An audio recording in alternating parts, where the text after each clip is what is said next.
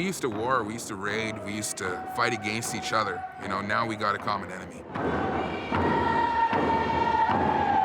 We're the product, we're on the floor, and we're saying, hey, we don't want to be used in this way. We came to play basketball.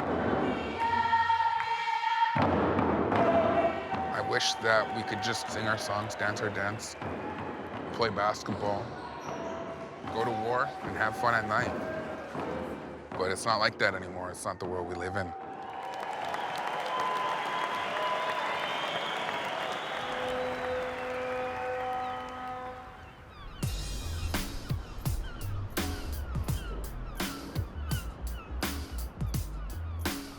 We're here in Prince Rupert, British Columbia, on the northwest coast for the all-native basketball tournament. It's a big event. We've got nations coming from all over the province and Alaska to play basketball. It'll be an interesting few days here up in Prince Rupert, and excited to see what it's all about. Every year, this coastal city in northern British Columbia hosts thousands of Indigenous athletes and sports fans for the all-native basketball tournament. The tournament dates back to 1947, a time when it was illegal for First Nations to hold cultural gatherings. Decades later, it has evolved into a legendary week, referred to by many as Second Christmas. This is about a lot more than basketball. Did you grow up playing basketball, though? Yeah, I grew up playing basketball. I started when I was a teenager. Basketball has always been entrenched in our culture as long as I've been alive, and it's cheap to play. Right. You know, you just need running shoes and one ball. It's an honor, really, to be able to call these games, because the significance they have in the communities that are listening are huge. So you mess up somebody's last name, your social media is getting blasted. These are regular people, and they become superstars for an entire week. Their games are high level, fast paced, heated. It's down and dirty res ball, and it's beautiful. Yeah. Prince Rupert Intermediates. Kitcattla Seniors. But blue t-shirts that read "No LNG" dot the crowd of players and fans during the tournament's opening ceremony. LNG is short for liquefied natural gas, and a portion of this tournament is sponsored by LNG companies looking to transform this area into a hub for natural gas export. Many First Nations are opposed to having an LNG terminal here because of the potential environmental impacts. And LNG terminals could be built on First Nations land, so there is active protest on display at this year's all-native tournament. Free LNG t-shirts, anybody want any? These are all larger. Since I'm a fisherman and I live off the ocean. This tournament costs like over $250,000 to run every year. So where's this money supposed to come from? You can't ask the fans to pay $250,000. They don't have it. Tournament right now, without sponsorship, wouldn't be here. We were broke 6 years ago. Absolutely flat broke. So we go and find different sponsors, which is not as easy as what everybody thinks. Is that something that you have somebody on that's responsible for going out and seeking these sponsors, or are they coming to you? Here's the strange thing. We don't seek them. They seek us. All the big corporations do. People may see it as if they participate in the tournament that's sponsored, then somehow there's some social license there that's involved with, or like endorsement of their business activities. Well, I understand that everybody has a view on what they think is happening with these big companies, whatever. Yeah. And all we can do is try to run this tournament. They're not asking us to change how we do things or nothing. They just want to be corporate citizens, is what they're trying to do.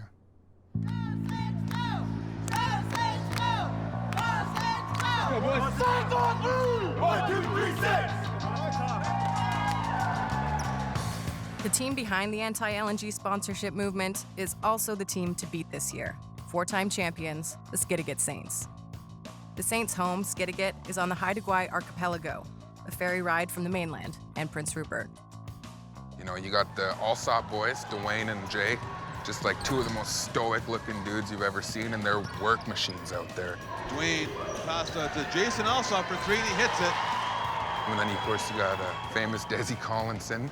You know, these guys eat, shit, sleep basketball.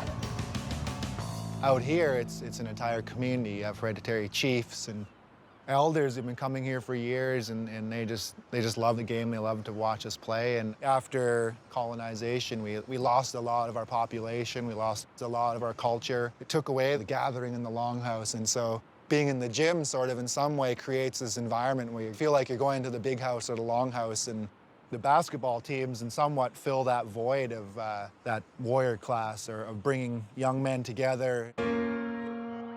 Last year, the team also protested, sending a letter to the tournament board before the games began.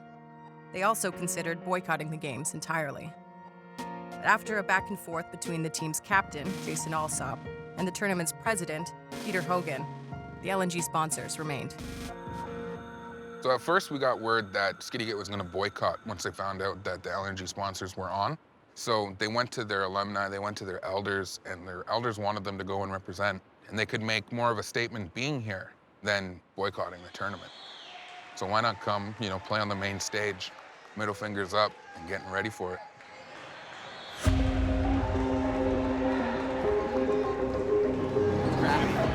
It's super crappy. It puts us in a crappy situation.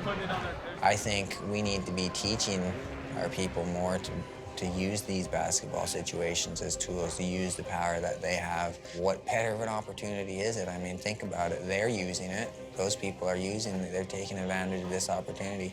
Why aren't we? And then when you speak up, it's like, oh man, this guy's a radical. No, it's not a radical. It's my human right. I'm just gonna speak my mind, how I feel.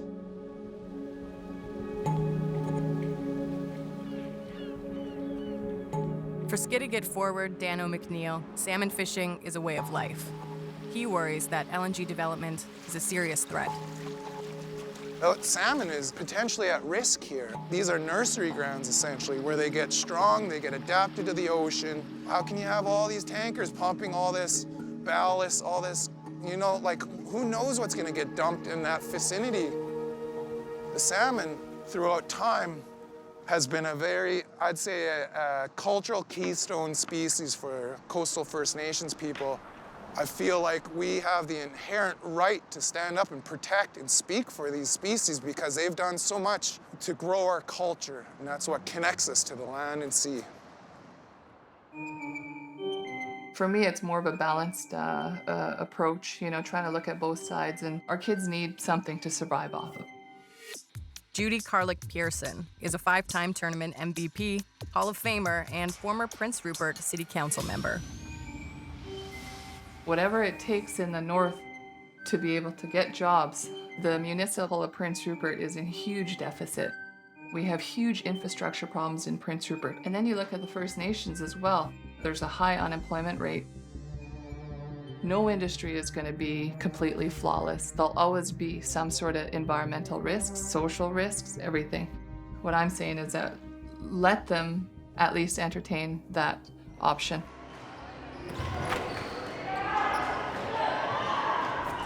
We're trying to run a basketball tournament, and disruptions like this are not healthy, but people have a right to voice their opinion, and so we just deal with it and move on.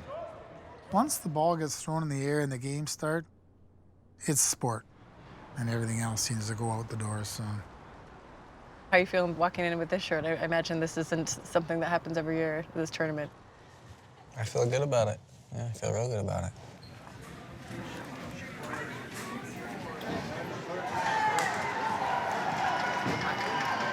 Eva wants to see you guys. Who does? Eva. Okay. Or the president. Okay. We'll come right now? As the Saints are about to play their first game, the tournament board calls the producer and I into an office. Do you guys mind if we film, or you do? Okay, sure. Okay. You have the defending champion, Skittygate Saints, taking on Vancouver, who defeated Terrace in yesterday's action. Jared Casey against Kyle Klein. Skittygate controls the tip-off. Tyler York, Casey. Casey baseline jumper of his own and hits it. Smothering defense by Skittygate. Oh, and Gene Wolfe for 3 and foul.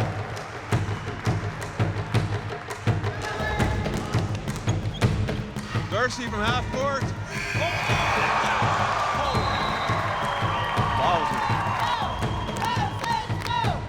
win a game against this team in a minute 51, right? Every possession is key here as Richardson looking to drive. Oh, he crossed over, caught line, beautiful finish. Triple team. Gets it back out. Jason Ossoff for three. The Saints are going to hold on. They've defeated Vancouver 74-69 in a great matchup here in the senior division.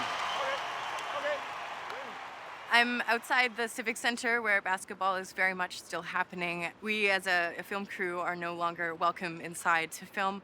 They don't want us if we're going to talk about LNG or just politics in general. Who knows, maybe they'll change their mind, but I really don't get that sense. No, I really don't get that sense that we'll be allowed back in. So no more basketball for us, at least inside.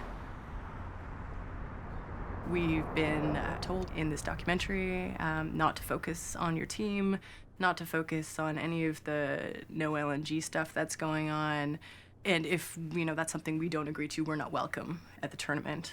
Any chance to put a damper on this, any type of this other voice or this other opinion that's the reality here. So I'm glad it all happened and you get to see the reality, what we deal with. We're the ones who are being used to create this audience to try to buy this social license. So just because we're calling foul on it, for lack of a better word, why we're being vilified for recognizing that we're being used, and we're saying, hey, we don't want to be used in this way. We came to play basketball. We've been doing since we were little kids, and it's ironic they're letting the politics interfere.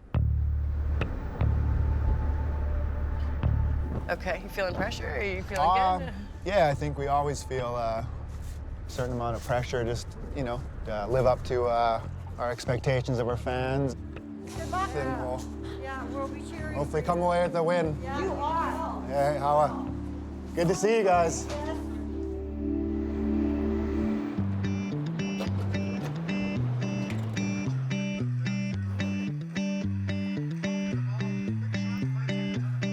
Shut out from the tournament, we were forced to follow Skidegut's last 3 games on the live stream and over the radio.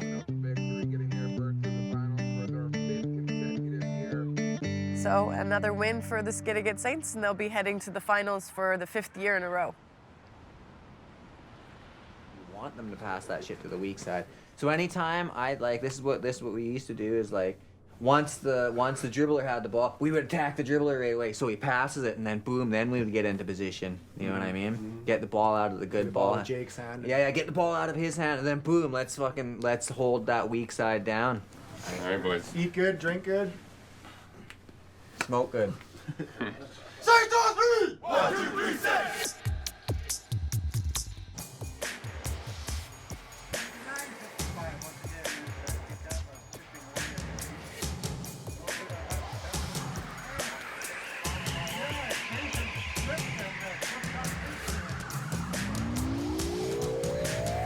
Done. So for the 5th year in a row, Skidigut has won this tournament. Can't say it was obvious that would be the outcome from the beginning, but in the second half of the game, they definitely kept their lead throughout that. So how do you feel to be champions again of this tournament? Actually, I'd say it never gets old.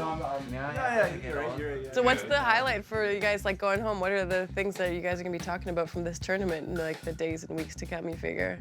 For me, when people start walking in the gym at opening ceremonies, that was pretty powerful for myself. Just watching the blue wave, or whatever people are calling it. All the young kids there up there holding up the banners and all that, so it's pretty cool that they can have role models from people they look up to right from their town, right? Not just Justin Bieber or pop stars or... I've heard Desi described as the Bieber of this tournament, though, on multiple occasions now. I'm way cooler than Justin Bieber. Five bars. Justin Bieber.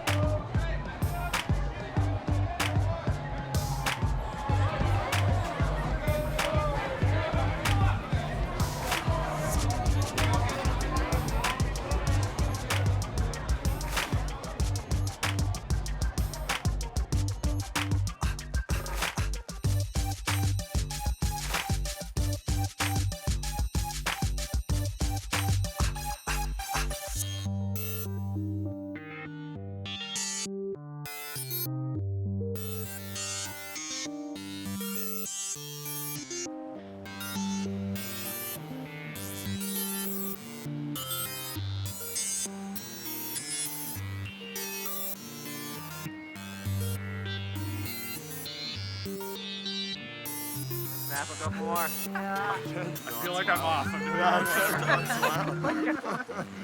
No LNG.